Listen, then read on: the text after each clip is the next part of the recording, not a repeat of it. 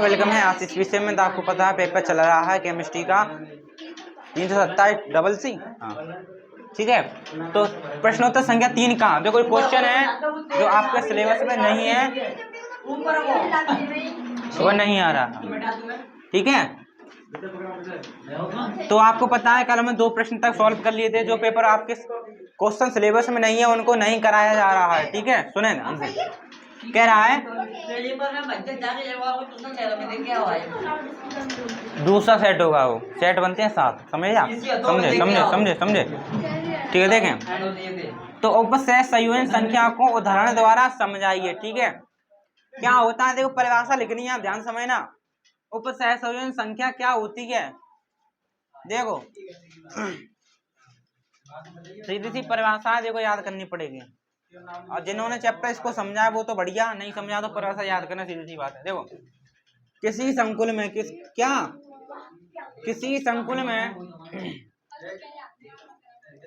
किसी संकुल में केंद्रीय धातु परमाणु व लिगेंड के मध्य उपसय संयोग संख्या को क्या बोलोगे आप? उपसय संयोग संख्या बोलोगे, ध्यान समझना। देखो मैं परिभाषा लिख रहा हूँ, ध्यान समझना। चैप्टर हमने पढ़ा उपसय संयोजक यौगिक वाला, वो है नहीं है, समझना। देखो परिभाषा ये होती है किसी संकुल में, हाँ किसी संकुल में, मैंने होमवर्क दिया था घर करने के लिए, दोबारा कोशिश करें उस पर। किसी संकुल में केंद्रीय धातु परमाणु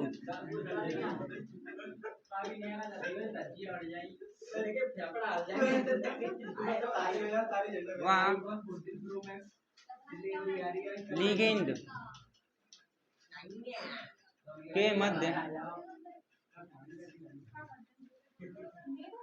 उपसह संयोजक संख्या को उपसह संयोजन कहते हैं। देखो मैंने परिभाषा लिखी यहाँ से, किसी संकुल में केंद्रीय धातु परमाणु व लिगेंड के मध्य उपसह संयोजक संख्या को उपसह संयोजन संख्या कहते हैं। किसी संकुल में केंद्रीय धातु व परमाणु उपसह संयोजक बंधों की संख्या को।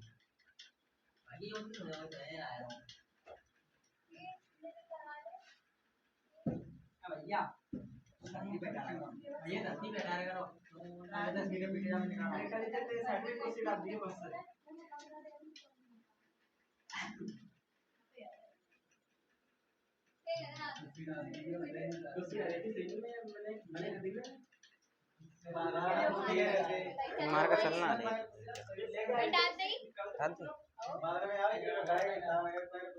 देखें,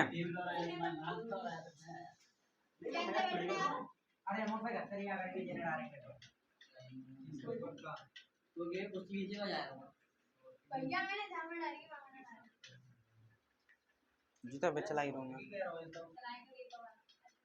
उदाहरण देखो, समझो वो सिलेबस में नहीं है, शॉर्ट की फ्रेंकल वगैरह वगैरह। देखें उपसय संयोग संख्या कैसे बोलते हैं, देखो मैंने आपको उपसय संयोग यौगिक कराए हैं। ये ब्रैकेट दिखाई दे रहा है, इसको क्या बोलते हैं? संकुल। इस ब्रैकेट को क्या बोलते हैं? संकुल, ठीक है। तो संकुल का जो पहला परमाणु होता है उसे हम क्या बोलते हैं? केंद्रीय धातु परमाणु। यही क्या आपका केंद्रीय धातु परमाणु बोलते हैं इसको, केंद्रीय धातु परमाणु, ठीक है। और ये वाला होता है आपका क्या? लिगेंड। क्या होता है? लिगेंड। तो मैंने यही तो लिखा, किसी संकुल में, ये आपका संकुल, तो किसी संकुल में केंद्रीय धातु परमाणु यानी कि ये व लिगेंड यानी कि ये, इन दोनों के बीच में उपसह संयोग बॉन्ड कितने हैं, उन्हीं की संख्या को हम क्या कहेंगे? उपसह संयोजन संख्या कहेंगे। तो देखो कितने लिगेंड है आपके? 6, उतने ही बॉन्ड बनेंगे, ठीक है। उसका आईपीएस नाम क्या आएगा? हेक्सासाइनोफेरेट, ठीक है। मैंने लिखना सिखाया है, रिवाइज करें, ठीक है। ये परिभाषा होगी, नोट करना। तो ब्रैकेट क्या कहलाया? आपके संकुल। तो किसी संकुल में केंद्रीय धातु परमाणु व लिगेंड के मध्य जो बॉन्डों की संख्या है उसे आप क्या बोलोगे? उपसहसंयोजन संख्या कहेंगे। कितने इसमें उपसहसंयोजन संख्या कितनी है?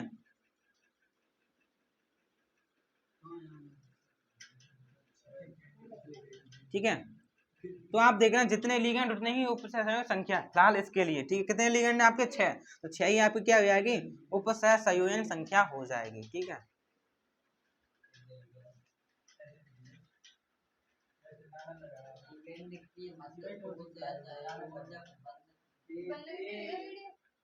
नोट करें। यह आपका सवाल है, कह रहा है ग्लूकोज का हाइड्रोक्सिल एमीन से रिएक्शन करानी है आपको। सेकंड पार्ट में ब्रोमीन जल से रिएक्शन करानी है और आपको बताना है क्या मिलेगा। दोनों ही कराई है मैंने। तो पहली आप देखें किससे, पहली पार्ट देखें ग्लूकोज की हाइड्रोक्सिल एमीन से रिएक्शन। ठीक है, तो ग्लूकोज सबको लिखना आता है। ग्लूकोज में कौन सा एल्डिहाइड समूह होता है? एल्डिहाइड, क्रियात्मक समूह एल्डिहाइड होता है, वो वाला लिखना है। तो ग्लूकोज का मैं सूत्र लिखने जा रहा हूँ CHO। हाँ वही वाला लिखना, CHOH का होल 4 CH2OH। ये आपका क्या है? ग्लूकोज। ठीक है, ये आपका ग्लूकोज है। क्या है? वो खुद कह रहा है ग्लूकोज की रिएक्शन हाइड्रोक्सिल एमीन से कराइए। तो ग्लूकोज का यह सूत्र होता है, मैंने लिखा है, कान खोलकर आंख खोलकर देखें। तो ये ग्लूकोज हो गया आपका। और क्या कह रहा है? Hydroxyl amine. तो हाइड्रोक्सिल एमीन क्या होगी? हाइड्रोक्सिल का मतलब होता है OH समूह और एमीन मतलब 1 डिग्री एमीन यानी NH2। ठीक है, दिखाने के लिए रिएक्शन के लिए यहाँ पर 2 हाइड्रोजन लगा देंगे। ठीक है, ठीक है, तो ये आपकी क्या है? Hydroxyl amine. ये आपकी क्या है? Hydroxyl amine. सूत्र होगा तभी तो कर पाओगे। Hydroxyl amine. ठीक है, ये ग्लूकोज हो गया, ये हो गया आपकी हाइड्रोक्सिल एमीन। तो क्या होगा? कुछ नहीं होगा, यहाँ से ऑक्सीजन जाएगी और यहाँ से क्या जाएगा? H2 जाएगा और पानी निकल जाएगा आपका, और ये आपका यहाँ पर अटैच हो जाएगा। ठीक है, तो आपका क्या बनेगा? यहाँ पर बनेगा आपका C डबल बॉन्ड NOH। ठीक है, और यहाँ पर बनेगा आपका COH का होल 4 CH2OH प्लस क्या आपका जल निकल जाएगा। इसको क्या बोलोगे? ग्लूकोक्सिम। क्या बोलोगे इसको? ग्लूकोक्सिम। तो कुछ नहीं करना था आपको, ग्लूकोज पता ही था, हाइड्रोक्सिल एमीन पता ही था, बस रिएक्शन करा के जी आपको ये लिखना था बस। ये आ गया आपकी रिएक्शन, नोट करें। दूसरी पार्ट में कह रहा है आपका ब्रोमीन जल से अभिक्रिया कराओ। तो ये रहा आपका ग्लूकोज।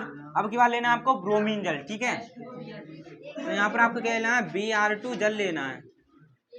ब्रोमीन जल के देखो, ब्रोमीन जल से रिएक्शन कराने का मतलब है ऑक्सीकरण कराना। इसका क्या कराना? तो ऑक्सीकरण कराना। तो क्या होगा? ये ऑक्सीजन यहाँ पर मिल जाएगी, तो इसका ऑक्सीकरण कराएंगे, क्या बन जाएगा? COOH बन जाएगा। ठीक है, तो बना दो, कुछ नहीं निकलेगा। ठीक है, ये बन गया। इसको बोलेंगे क्या? ग्लूकोनिक अम्ल।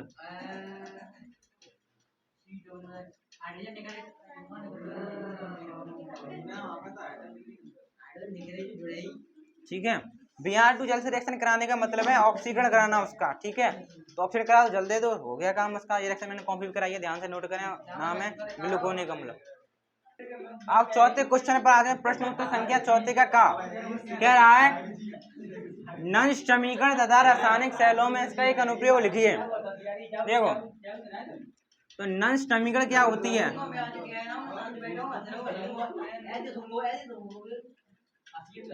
आपकी नंश समीकरण होती है ई सेल बराबर नंश इक्वेशन। ठीक है, ऊपर में पूछा नंश समीकरण तथा रासायनिक शैलों में इसका एक अनुप्रयोग लिखिए, यानी आपसे नंश इक्वेशन लिखवा रहा है। मैंने आपको डायरेक्ट कॉपी में याद करवाई है, निकालना सिखाया है। क्या होती है नहीं पता तो देखें, ई सेल बराबर होता है ई नॉट सेल माइनस के 0.0591 बट्टे n बट्टे में उत्पाद की लॉग बेस 10 बट्टे उत्पाद की सांद्रता बट्टे क्रियाकारक की सांद्रता। ठीक है, तो यह आपकी क्या है? नंस्ट इक्वेशन। ई सेल क्या है आपका विद्युत वाहक बल सेल का, ये क्या है सेल का मानक विद्युत वाहक बल। ठीक है, उपयोगिता क्या होगी इसकी, ठीक है उपयोगिता है ठीक है तुम लिखना, इसका प्रयोग करते हैं सेल का विद्युत वाहक बल ज्ञात करने में, विद्युत वाहक बल ज्ञात करने में, विद्युत वाहक बल ज्ञात करने में इसका क्या करते हैं प्रयोग करते हैं।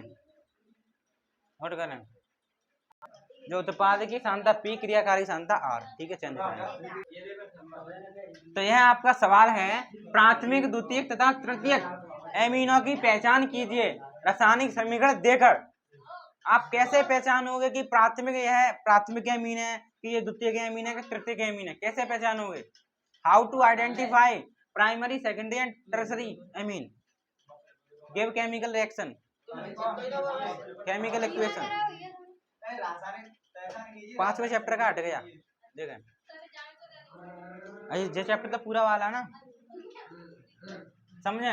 प्राथमिक द्वितीय तथा तृतीय एमिनो की पहचान कैसे करोगे आप, देखो कहने का मतलब मान लीजिए आपके पास ये एक 3 एमीन है, पहले कंसेप्ट समझना तब बताना कैसे पहचान। देखो ये 3 एमीन आपको नहीं पता कौन सी प्राथमिक कौन सी द्वितीय कौन सी तृतीय, ठीक है अब वो नहीं पता, अब आपको बताना कैसे पहचाने और उसका रासायनिक समीकरण भी दे रहा है। देखो तो प्राथमिक द्वितीय और तृतीय के एमीन को पहचानने के लिए एक अभिकर्मक लेते हैं, इसका नाम है हिंसबर्ग, हिंसबर्ग अभिकर्मक। ठीक है देखो तो हिंसबर्ग अभिकर्मक की सहायता से हम प्राथमिक द्वितीय तृतीय एमीन को पहचान लेंगे। हाँ तो हिंसबर्ग अभिकर्मक का सूत्र क्या होता है, बेंजीन सल्फोनिक अम्ल, सॉरी बेंजीन सल्फोनिल क्लोराइड आपका क्या है हिंसबर्ग अभिकर्मक है। ध्यान से देखना, अब आपको रिएक्शन नहीं पता, देखो इसकी वजह से आप प्राथमिक द्वितीय तृतीय एमीन को आसानी से पहचान लोगे। मान लो आपको ये वाली एमीन नहीं पता तो आप क्या करना, इस हिंसबर्ग अभिकर्मक की इससे रिएक्शन करना। क्या करना, अभी आपको नहीं पता क्या है, आप क्या करना इस हिंसबर्ग अभिकर्मक की इससे रिएक्शन करना। तो रिएक्शन करने के बाद आपको क्या मिलेगा, एक उत्पाद मिलेगा। क्या मिलेगा, एक आपको क्या मिलेगा उत्पाद मिलेगा। अगर यह उत्पाद आपका क्षार में मिल गया, क्षार में क्या हो गया घुल गया, ध्यान देखना जब आप हिंसबर्ग अभिकर्मक क्रिया इससे कराओगे जो उत्पाद मिलेगा अगर वह उत्पाद क्षार में घुल गया तो आपका क्या है वह प्राथमिक एमीन, क्या है वह आपका प्राथमिक एमीन। ठीक है मान लीजिए आपने से रिएक्शन की उत्पाद बना और वह क्षार में नहीं घुला, क्षार में नहीं घुला, नहीं घुला तो वह आपका क्या है द्वितीयक एमीन, क्या है द्वितीयक एमीन। ठीक है और तृतीयक एमीन कैसे पहचानोगे, जो आपका हिंसबर्ग अभिकर्मक है तृतीयक एमीन से रिएक्शन ही नहीं करेगा तो उससे पहचान लोगे। कैसे पहचानोगे, वो अगर हिंसबर्ग अभिकर्मक से आपने प्राथमिक एमीन की रिएक्शन कराई तो उत्पाद मिलेगा, वह उत्पाद आपका क्षार में घुल जाएगा। अगर वह उत्पाद क्षार में घुल गया तो प्राथमिक एमीन, नहीं घुला तो द्वितीयक एमीन। अगर हिंसबर्ग अभिकर्मक से एमीन की रिएक्शन ही नहीं हो रही तो क्या है तृतीयक एमीन। ऐसे करके पहचानोगे। ठीक है तो रिएक्शन लिखो। हाँ तो कह रहा है प्राथमिक द्वितीय तथा तृतीय एमीनों की पहचान कीजिए रासायनिक समीकरण देकर। जो इसकी पहचान करते हैं किससे, हम हिंसबर्ग अभिकर्मक से। किससे, हिंसबर्ग अभिकर्मक द्वारा। हिंसबर्ग अभिकर्मक क्रिया तृतीयक एमीन से कराना, वो रिएक्शन ही नहीं होगी तो पहचान में आ गई। ठीक है तो सूत्र देखो, हिंसबर्ग अभिकर्मक का सूत्र होता है बेंजीन लेना। क्या लेना, बेंजीन, बेंजीन लेना। ठीक है ठीक है बेंजीन पर SO2 समूह लगाओ, बेंजीन पर क्या लगाओ SO2 समूह, यानी ऐसे करके लगा दो। ठीक है और Cl लगा दो, ये आपका क्या हो गया बेंजीन सल्फोनिल क्लोराइड। ठीक है इसे हम क्या बोलते हैं, इसे हम बोलते हैं बेंजीन सल्फोनिल क्लोराइड। यही आपका क्या है, हिंसबर्ग अभिकर्मक। तो यहाँ पे क्या है, हिंसबर्ग अभिकर्मक, इसे ही हम बोलेंगे हिंसबर्ग अभिकर्मक। ठीक है, हाँ। वैसे ऐसे करके SO2 रिएक्शन के लिए हमने ऐसे खोल के लिख दिया है। ठीक है, आप देख लो कितने 6 बन रहे हैं कि नहीं बन रहे हैं? ठीक है, हाँ। क्या 3 डिब्बे, वो मैंने समझाया था, डिब्बा बनाने के लिए आप बहुत ही हाजिर जवाबी हो। ठीक है, तो इस हिंसबर अभिकर्मक का नाम क्या है, बेंजीन सल्फोनिल क्लोराइड। ठीक है, ये रहा आपका हिंसबर अभिकर्मक का सूत्र। आप ध्यान से सुनना, अब आप क्या करोगे, इस हिंसबर अभिकर्मक क्रिया पहले प्राथमिक एमीन से कराओगे, फिर द्वितीयक एमीन से, फिर तृतीयक एमीन से। तो आपका काम हो गया, होगी एक्शन। ठीक है, तो लिखें, पहले आप लिखना प्राथमिक एमीन से।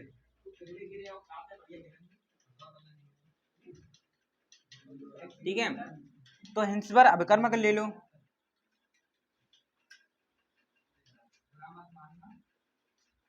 बुरा ना माना होली है। और प्राथमिक एमीन में आपको पता है जिसमें क्या होगा, NH2 समूह होगा प्राथमिक एमीन में। ठीक है, ठीक है, आपको पता है प्राथमिक एमीन क्या होगी, जिसमें क्या होगा, NH2 समूह होगा। इसमें क्या होगा, NH होगा खाली। इसमें क्या होगा, तृतीयक वाले में N खाली होगा। ठीक है, हाँ यही होगा। अब ध्यान से देखना, प्राथमिक NH2 है, इसमें NH1। अब मैं प्राथमिक एमीन से रिएक्शन कराऊं, ठीक है, ध्यान से देखना, H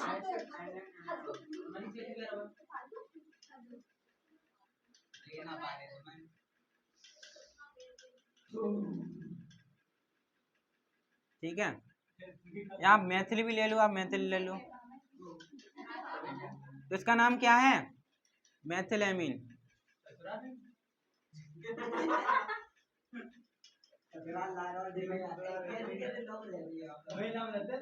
मैथिल एमीन यानी यहाँ पे क्या है, प्राथमिक एमीन। तो क्या होगा, यह हाइड्रोजन आपको किस रिएक्शन कर लेगा, इससे कर लेगा, तो क्या बना देगा आपका, ये बना देगा।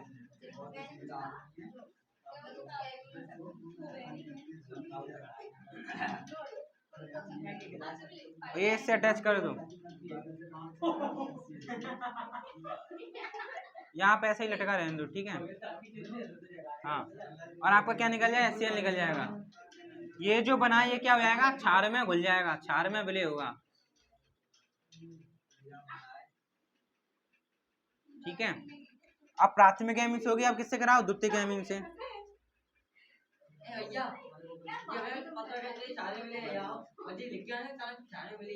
हाँ, प्राथमिक एमीन है, इस बार से रिएक्शन करेगी तो जो प्रोडक्ट मिलेगा वह क्षार में विलय होगा। ठीक है, हाँ, ये विलय होगा, ये वाला क्या ना था, प्राथमिक एमीन की जो उसका गुण है कि वो क्षार में विलय होगा, इससे इंसवर अभिकर्मक से क्रिया करने के बाद। ठीक है, द्वितीयक एमीन लो, तो मैंने वही इंसवर अभिकर्मक लिया।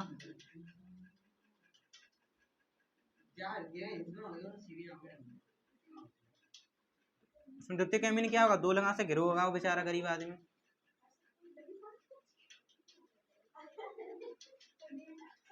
तो यहाँ से हाइड्रोजन निकल जाएगा आपका।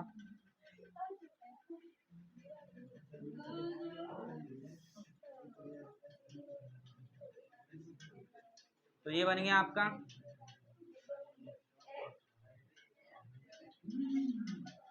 HCl निकलेगा। यह क्या होगा, क्षार में विलय नहीं होगा, क्षार में और अविलय होगा, अविलय यानी विलय नहीं। ठीक है, ये आपकी द्वितीयक एमीन है। ठीक है, अब तृतीयक एमीन की बात करें, कैमरा नीचे करके। अब देखो, अगर मैं तृतीयक एमीन लूं, नहीं ध्यान से देखना, देखो ये रिएक्शन पहली दूसरी रिएक्शन क्यों हुई, क्योंकि इनके पास हाइड्रोजन थे, लेकिन तृतीयक एमीन के पास तो हाइड्रोजन ही नहीं है, तो रिएक्शन कहां से हो जाएगी। तो कहने का मतलब रिएक्शन आपकी क्या होगी, तृतीयक एमीन से आपकी रिएक्शन क्या होगी, आप लिख देना, आप लिख देना नो रिएक्शन, कोई अभिक्रिया नहीं,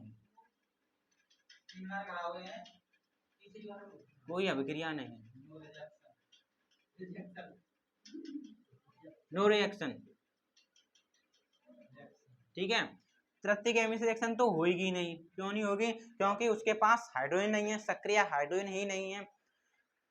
प्राथमिक एमिन पे दो दो थे, द्वितीय एमिन पे एक था, तृतीय एमिन पे तो कोई भी सक्रिय हाइड्रोजन नहीं है, इसलिए रिएक्शन नहीं होगी। तो इस प्रकार हम पहचान लेंगे प्राथमिक, द्वितीयक, तृतीयक एमिन को। ध्यान से सुनना, जब हम प्राथमिक एमिन की हिंस पर अभिकर्मक से रिएक्शन कराओगे तो क्या मिलेगा आपको? उत्पाद मिलेगा, वह उत्पाद क्षार में विलय होगा। जब द्वितीयक एमिन से कराओगे तो जो उत्पाद मिलेगा क्षार में विलय ही नहीं होगा, और तृतीय एमिन से रिएक्शन नहीं होगी। और नाम आपको पता है इसका नाम क्या रहेगा? इसका नाम होगा N methyl sulphonamide, benzene sulphenamide. इसका हो जाएगा N, di methyl benzene sulphonamide.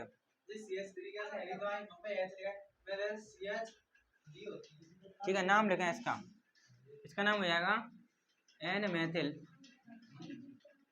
Benzene सल्फे benzene सल्फेनामाइड। ठीक है, लिखेंगे।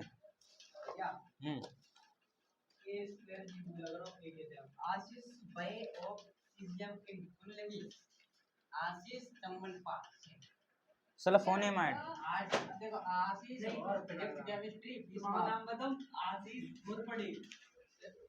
हाँ, और ठीक है। हाँ, डीएनए और आरएनए में अंतर पूछ रहा है। ठीक है, डीएनए मतलब डीऑक्सी राइबो न्यूक्लिक एसिड, उसका राइबो न्यूक्लिक एसिड। ठीक है, तो पहला क्या है? डीएनए क्या है? यह एक आनुवांशिक पदार्थ है। ठीक है, आप क्या लिखना? यह एक आनुवांशिक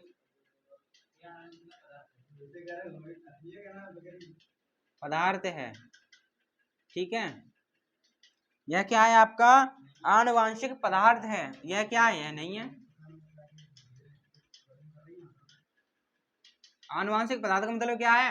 माता पिता से विलक्षण है, बच्चों में लेके जाना। ठीक है, आनुवंशिक पदार्थ नहीं है। ठीक है, इसमें देखें हम दूसरा क्या है? यह कहां पर पाया जाता है? यह मुख्यतया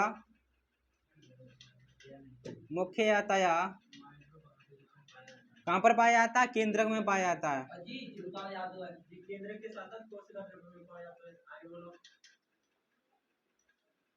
पाया जाता है, मुख्यतया की बात करें, कोशिका द्रव्य और माइटोकॉन्ड्रिया में ही पाया जाता है। और ये कहां पाया जाता है? मुख्यतया,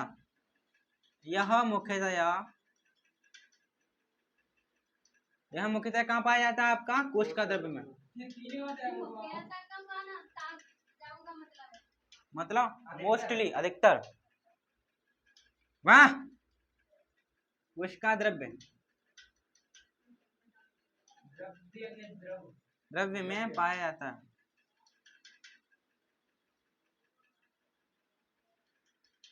इसमें देखें, इसमें कौन सी शर्करा पाई जाती है? 2 डीऑक्सी राइबोज शर्करा। ठीक है, इसमें 2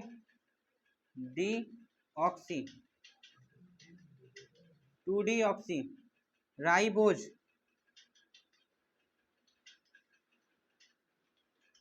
शर्करा पाई जाती है।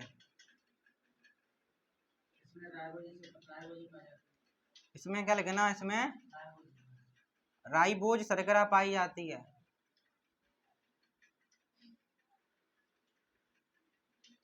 पाई जाती है। ठीक है, चौथा अंतर लास्ट है, इतने लिख दो तो भी कम हो गया। ठीक है, चौथा अंतर भी लिख दें। इसमें नाइट्रोजन क्षार ग्रुप में क्या होता है? एडिनिन, गुआनिन, साइटोसिन और थाइमिन। ठीक है, उसमें क्या होता है? एडिनिन होता है, गुआनिन होता है और साइटोसिन भी होता है, लेकिन थाइमिन ये क्या होता है? यूरेसिल होता है। ठीक है, ये आपको पता है तो लिख दें आप इसमें। ठीक है, इसमें क्या लिखना? आप लिख लोगे? ठीक है, लिखना इसमें। वो तो देखो, 3 तो फेमस हैं, जो अलग अलग है उसी को लिख दो। इसमें नाइट्रोजनी क्षार क्या होता है? थाइमिन होता है, थाइमिन उपस्थित होता है।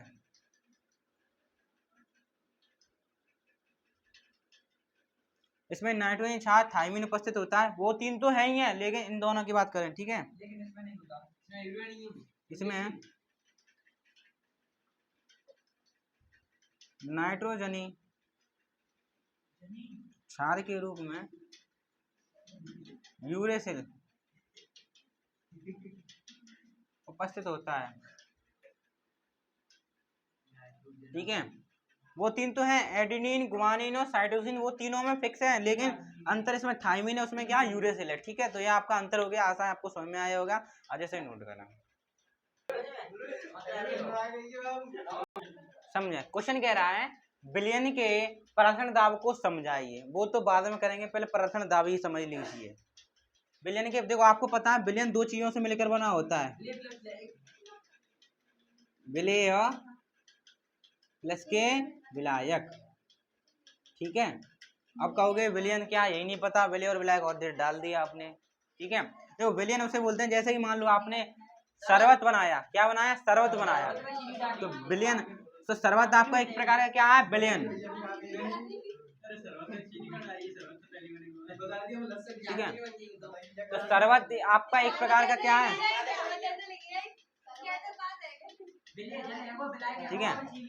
तो शरबत एक प्रकार का क्या है, आपका विलयन है, क्या है, शरबत एक प्रकार का आपका विलयन है। कैसे बना होगा, कैसे, चीनी से और पानी से। अब फालतू का डाला कि नाम, हमारा नमक डाला, नींबू डाला, कुछ नहीं, ये नॉर्मल शरबत, ठीक है। चीनी से और किससे, पानी से, यानी जल से, ठीक है। तो शरबत आपका क्या एक प्रकार का विलयन है। अब ध्यान देगा ना, शरबत कैसे होना, चीनी में पानी मिला के, सीधी सी बात है, पानी ज्यादा हो चीनी कम होगी, ऐसा तो नहीं चीनी ज्यादा पानी कम है तो चाशनी बन जाएगी, पी नहीं पाओगे आप, ठीक है। तो शरबत है ना चीनी और प्लस के पानी से। देखो तो जो कम होता है उसे हम बोलते हैं क्या, विलेय, जो ज्यादा होता है उसे हम क्या बोलते हैं, विलायक, सही है। तो चीनी, जब चीनी को जल में मिलाया तो क्या बना आपका शरबत, शरबत क्या कहलाया आपका, विलयन कहलाया, ठीक है। चलो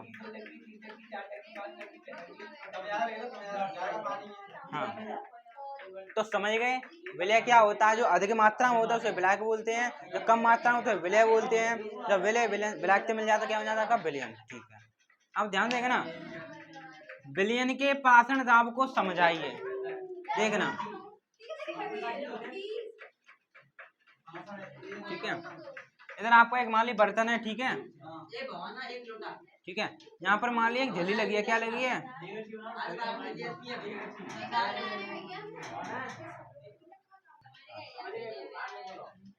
देखना, पहले झल्ली समझ लो, झल्ली,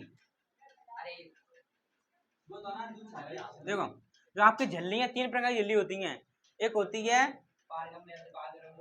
पारगम्य झल्ली, क्या झल्ली बता रहे हैं, झल्ली आपके तीन प्रकार की होती हैं, पारगम्य झल्ली, अर्धपारगम झल्ली और अपारगम झल्ली, समझे। जो पारगम झल्ली उसे बोलते हैं, विलय विलायक तो समझ गए आप, विलय क्या विलायक क्या होता है। पारगम्य झल्ली उसे बोलते हैं जिसमें से विलय और विलायक दोनों बाहर निकल जाएं। फॉर एग्जाम्पल आपकी क्या हो गई, पन्नी, पन्नी नहीं चलनी होगी आपकी, चलनी आपकी क्या है, पारगम झल्ली, क्योंकि इसमें शरबत और सब निकल जाए उसमें, ठीक है। जब विलय और विलायक दोनों निकल जाए उस झल्ली से बोले पारगम झल्ली, ठीक है। अब दूसरी होती है आपकी अपारगम झल्ली, जो ना तो विलय को जाने दे ना विलायक को जाने दे, उसको आप बोलोगे अपारगम झल्ली। जैसे कि पॉलीथिन आपकी क्या है, अपारगम झल्ली, ना विलय को जाने देगी ना विलायक को जाने देगी, समझ रहे हो, अपारगम झल्ली। और एक होती है, देखो एक होती है अर्ध पारगम झल्ली,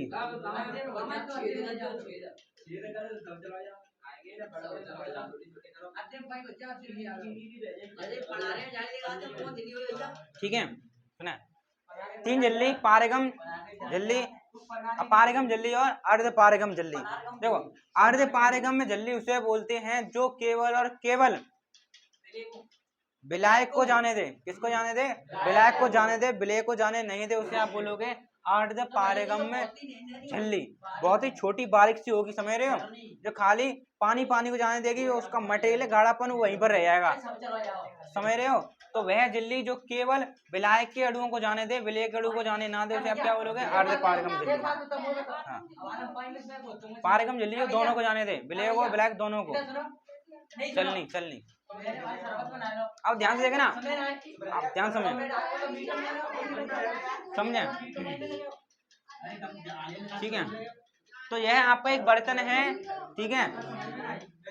तो यह आपका एक बर्तन है, तो यही बीच में मैंने क्या लगा दी, अर्ध पारगम झिल्ली लगा दी। क्या लगा दी मैंने, क्या लगा दी यहाँ पर, अर्ध पारगम झिल्ली।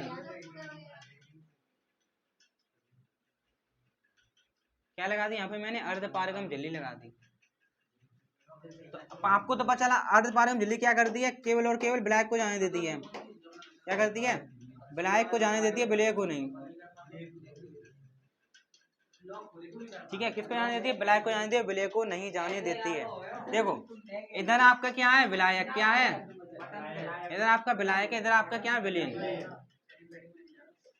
ठीक है। देखो तो पराशर दाब क्या कहेंगे, विलायक के अणुओं द्वारा। देखो इधर क्या भरा है आपका, विलेन यानी पानी भरा है, ठीक है। इधर आपका विलेन, इधर आपका क्या है, विलायक है, ठीक है। सुनो, ठीक है। इधर आपका विलेन, इधर आपका क्या है, विलायक है, और बीच में क्या लगी आपकी, अर्ध पारगम झिल्ली लगी है। तो विलायक के अणुओं द्वारा, विलायक के अणुओं द्वारा, अब देखो आपको पता है विलायक है तो विलेन में जाएगा कि नहीं जाएगा। तो सबसे पहले विलायक को विलेन में जाने के लिए इस अर्ध पारगम झिल्ली पर क्या लगाना पड़ेगा, दाब लगाना पड़ेगा। क्या लगाना पड़ेगा, दाब लगाना पड़ेगा। यही दाब कहलाएगा आपका क्या, पराशर दाब। विलायक के अणुओं का विलयन में जाने के लिए इस अर्ध पारगम झिल्ली पर क्या लगाना पड़ेगा, दाब लगाना पड़ेगा। यही दाब कहलाएगा आपका क्या, पराशर दाब। आज के लिए इतना ही, थैंक यू, धन्यवाद।